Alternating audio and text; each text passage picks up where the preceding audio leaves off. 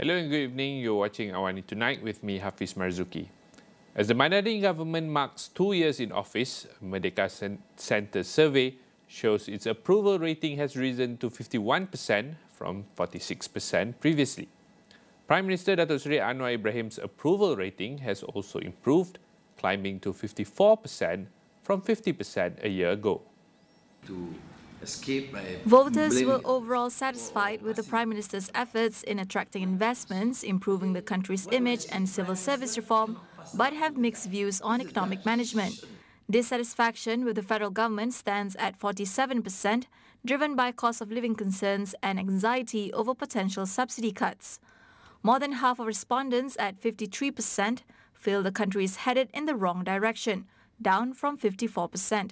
While optimism rose to 39% from 36%, with economic concerns being the top indicator. The survey involved 1,207 registered voters between November 27th and December 10th this year.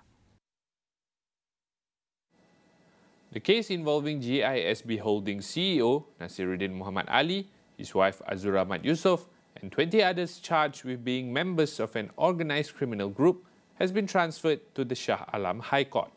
The ruling was made by Selayang Sessions Court Judge Lailatul Zuraida Harun after the Deputy Public Prosecutor informed the court that the Attorney General's chambers had approved the transfer.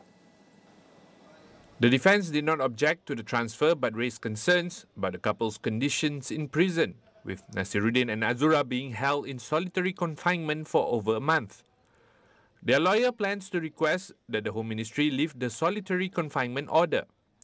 The defence also intends to file a gag order application to prevent public discussions of the case that might interfere with the legal proceedings. All accused aged 27 to 72 face charges under Section 130V in brackets 1 of the Penal Code for being part of an organised crime group with penalties ranging from 5 to 20 years in prison. Also charged is Muhammad Adib At-Tarmimi, the son of the late Al-Arkam founder Ash'ari Muhammad. University Malaya has announced the suspension of a lecturer involved in sending inappropriate sexual messages. The academic allegedly sent nude photographs of himself that was shared to several students on campus. The suspension was done in accordance with the statutory body's Discipline and Penalties Act 2000 or Act 605. The case was raised by Feminism Club, who also called on the university's management to strengthen its sexual harassment policies.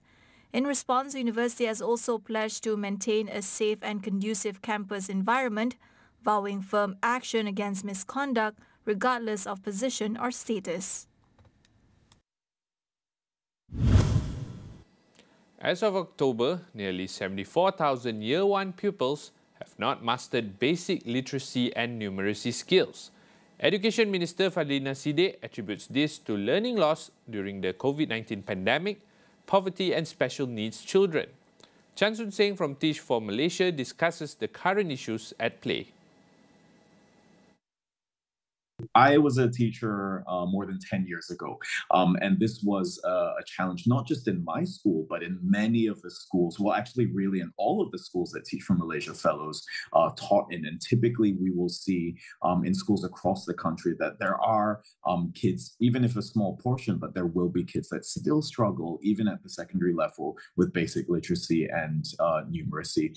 So I think the pandemic aside, this has been an issue way before. So in the recent PISA results, the 2022 PISA results, something to the tune of 58% of Malaysian 15-year-olds were unable to meet the minimum proficiency reading levels on PISA. That isn't a shocking number if you think about the 2018 PISA results, which were also above 50% of Malaysian 15-year-olds who could not meet minimum proficiency reading levels. So this was an issue that existed before the pandemic, of course, definitely exacerbated by the pandemic. I think if you think of factors like poverty, that is a key issue, right? So many kids who might not have been able to afford preschool come into Standard 1 already set behind their peers. The Education Ministry has rolled out a number of interventions to address learning loss and illiteracy. Sun Seng shares the need for more tailored approaches that meet students at their individual learning levels. I think that the Ministry of Education this year has placed a much bigger spotlight on some of these foundational literacy and numeracy challenges, as well as thinking about learning loss more intentionally. And I think that that's a great thing. But beyond that, I think that there's a lot more that can be done.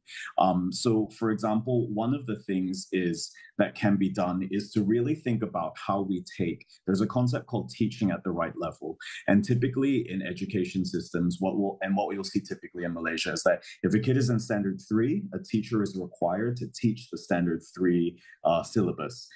And therefore, if you have a kid who's struggling with standard 2 material or is really at a standard 1 level, your teacher is still going to teach the standard 3 curriculum because that kid is in standard 3. The teaching at the right level concept is the ability to enable teachers to really address their kids' learning needs, no matter what grade level they're in. He also highlights key measures to prevent further generations of children from being left behind. 2 other quick things that I think are really, really crucial, and which the government has pledged their support, but we need to see that come through, is making sure that preschooling is mandatory, universally accessible and mandatory for kids, and ensuring that they have the right foundations by the age of 5. Even before the 7 years old standard 1 age is critical. And also, I think another thing is mobilizing parental support in a more effective way. Really having the support at home to support kids to figure out all of these foundational things can be extremely, extremely effective. And the more we mobilize parents, even if a parent is illiterate themselves, there are still things that they can do to support their child's learning. We'll go for a short break. Don't go anywhere.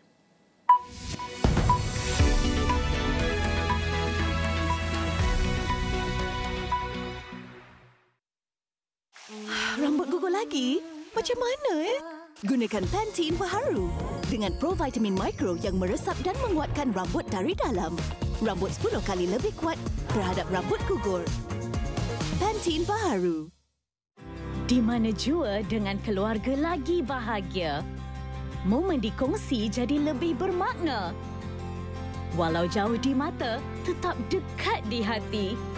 Keluarga harmoni bila semuanya dikongsi. Bila keluarga di sisi, detik jadi istimewa. Kongsikan segalanya dengan family. Kongsi 1000 GB data 5G dan perantauan global percuma. 4 talian untuk family. Kerap menggaru kulit kepala disebabkan kelumur, masalahnya lebih mendalam. Gunalah Head & Shoulders menembusi 5 lapisan untuk membasmi kelumur dan kegatalan. Bebas kelumur sehingga 100%. Head & Shoulders diuji secara dermatologi.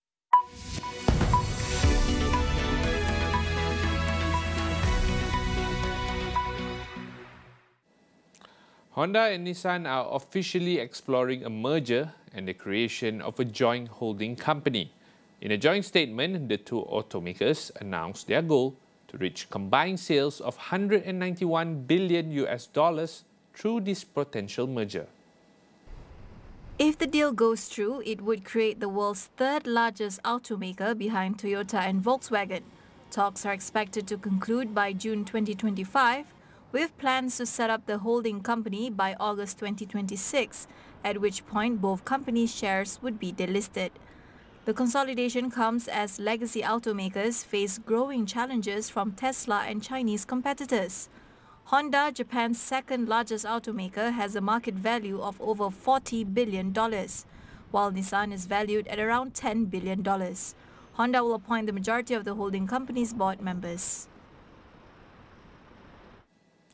Albania's Prime Minister Edi Rama says the government's decision to ban Tik Tok for a year was not rushed reaction to a single incident.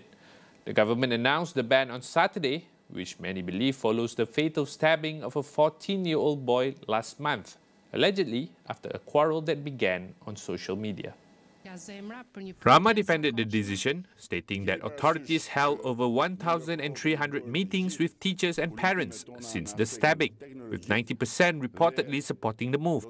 TikTok, however, denies any connection to the incident, saying it found no evidence the suspect or victim had TikTok accounts. Albanian children make up the largest group of TikTok users in the country. Many have expressed disappointment with the ban. TikTok is already banned in countries like India, Iran, and Somalia. The social media platform also faces challenges in the US, where Congress has passed a law that could prohibit the app unless its Chinese parent company ByteDance divests ownership by January. Separately, US President-elect Donald Trump indicated that he may allow TikTok to continue operating in the United States, at least temporarily, citing the platform's role in his presidential campaign. Speaking to a crowd of conservative supporters in Arizona, Trump noted that he had received billions of views on the app during his campaign. I think we're going to have to start thinking. Because, you know, we did go on TikTok, and we had a great response with billions of views, billions and billions of views. They brought me a chart, and it was a record, and it was so beautiful to see. And as I looked at it, I said, maybe we got to keep this sucker around a little while, you know. The US Senate passed a law in April requiring TikTok's Chinese parent company ByteDance to divest the app due to national security concerns. ByteDance has challenged the legislation, and the Supreme Court is set to hear the case. If the court rules against ByteDance and no divestment occurs, TikTok could be effectively banned in the US as of January 19th, one day before Trump's inauguration. It remains unclear how Trump might attempt to reverse the divestiture order, which passed overwhelmingly in the Senate. Only 12 trucks carrying food and water have entered northern Gaza in over 2 months, despite 34 being approved for entry, according to aid group Oxfam. The group accuses the Israeli military of deliberate delays and systematic obstruction, hindering the aid to starving Palestinian civilians. It added that 3 trucks were also cleared and shelled within hours after aid was delivered. Oxfam said it and other aid groups have been blocked from delivering life-saving aid in northern Gaza since Israel intensified its bombardment on October 6. It estimates thousands remain cut off, with aid groups in Gaza reported desperate calls from people trapped without food or water. The war in Gaza shows no signs of easing despite urgent pleas from many quarters for a permanent ceasefire. Palestinian death toll has surpassed the 45,000 mark, with millions displaced or facing extreme hunger. South Korean researchers have developed a groundbreaking wearable robot designed to help paraplegic users regain mobility. The lightweight exoskeleton can approach users, attach to them, and enable them to walk, maneuver obstacles, and even climb stairs. Developed by the Korea Advanced Institute of Science and Technology, the device aims to seamlessly integrate into the daily lives of people with disabilities. Kim Seng-hwan, a paraplegic and member of the research team, demonstrated the prototype, which helped him walk at 3.2 kilometers per hour, climb stairs, and even take sideways steps to sit on a bench. The device can even approach a person who is seated, such as in a wheelchair, and assist them in standing up. Inspired by the movie Iron Man, the device, named the Walk-On Suit F1, weighs 50 kilograms and uses 12 motors to mimic human joint movements. Its sensors track up to 1,000 signals per second to ensure balance and predict movement. Now that wraps up AWANI Tonight. Check out our web portal, keeping you informed on the critical events shaping our world, all in one place at international.astroawani.com. That's all for now. I'm Hafiz Marzukhi. Thanks for watching and good night.